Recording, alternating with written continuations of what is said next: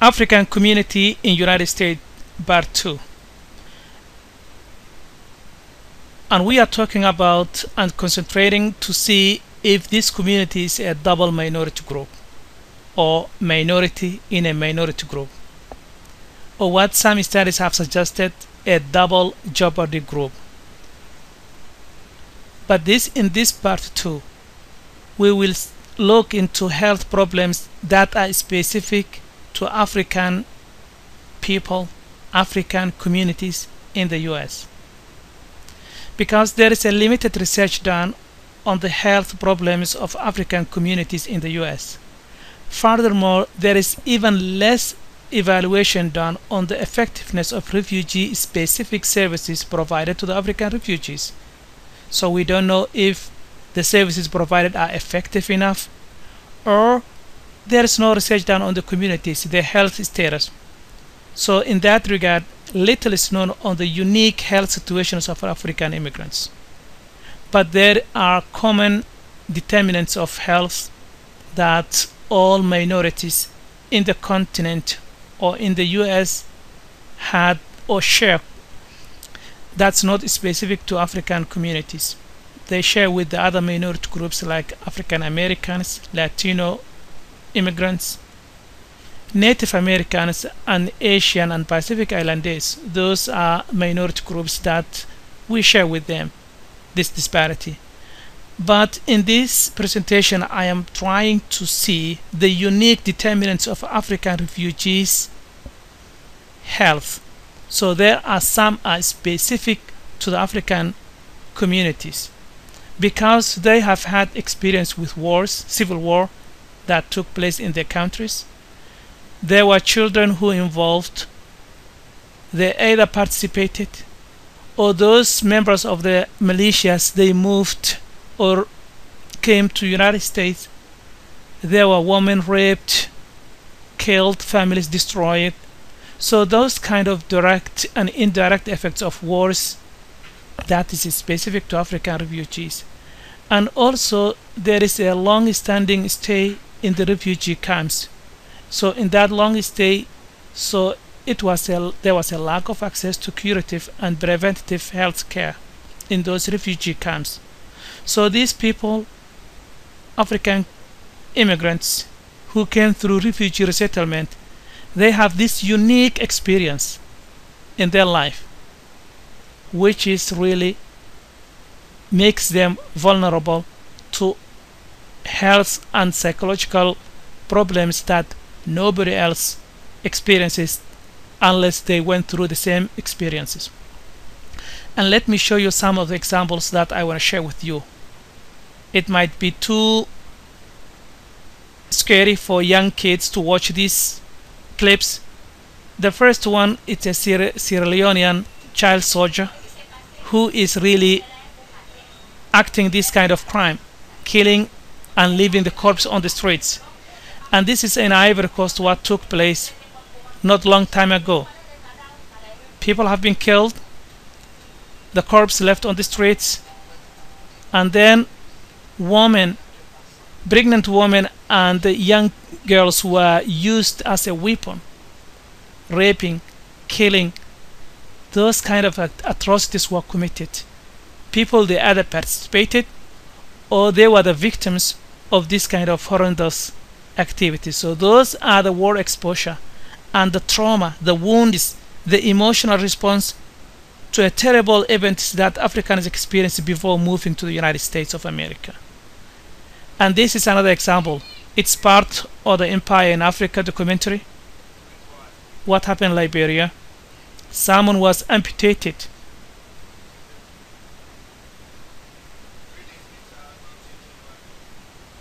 He couldn't let his daughters fetch water.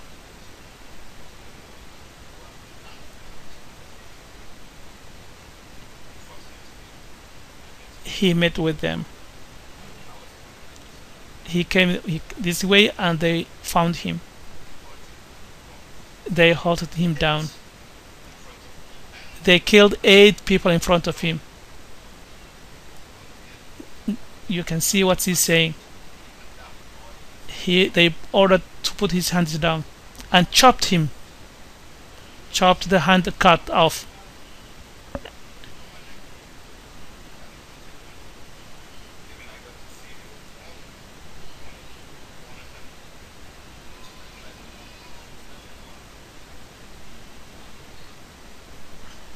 So those are the experiences that people have gone through. And look this. Someone who is attending his loved one bleeding to death. Shot, bleeding, you come to help, you can't help, bleeding to death. What do you think this person, when he comes to United States of America? People who have experienced this kind of genocide activities, you can see the skulls in Rwanda or any other parts of Africa. So if there is a corpse on the streets, and then these are the kind of backbones or scalps that you see them. So after going through all these experiences, people run away for their lives, and they end up into a refugee camps like this, after losing your people, after losing your homeland, after losing everything, leaving behind. Now you live in a tent, depending a handout from the United High Commissioner for Refugee, UNHCR, with a lot of bad experiences, whether it is diseases, communicable diseases, malaria, you mentioned dysentery, all those things crowded environment can cause. So after going all these through, people have survived all these hardships, and they were lucky to get a resettlement process to United States of America, and they were resettled to US. So the question that I am asking myself and posing it to you is, people should have known what I know now, which is, so knowing this experience, if you are offering them a resettlement, you have to know what these people have gone through, and then prepare something for them, because people think that whether they are going to a US, it's a recovery environment, recovering from their past horrendous experience, because evidence indicates that a supportive recovery environment is a protective against post-traumatic syndrome. People will not experience this kind of disorder, post-traumatic syndrome disorder, if they got a recovery environment. And that's what people believed when they were coming. They would get an environment that helps them go over, that helps them forget or get treatment on this kind of this experience that they have experienced in their home.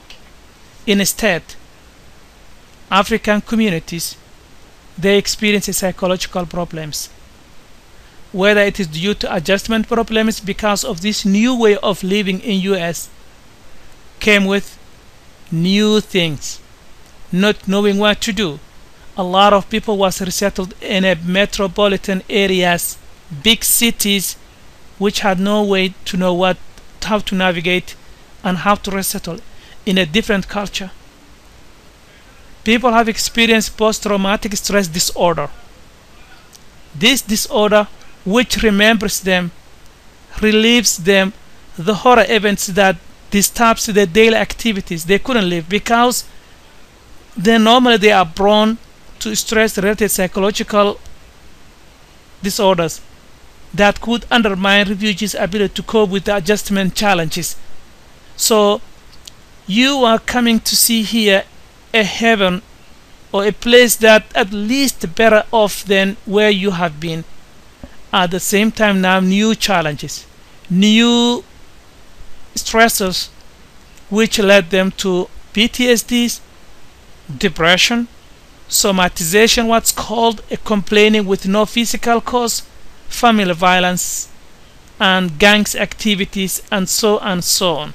So all those and others were experienced and unaccountable. When you look into mental health, post-traumatic syndrome, refugees, and depression are particularly prevalent in the refugee population that in general trauma stress. Although we know that then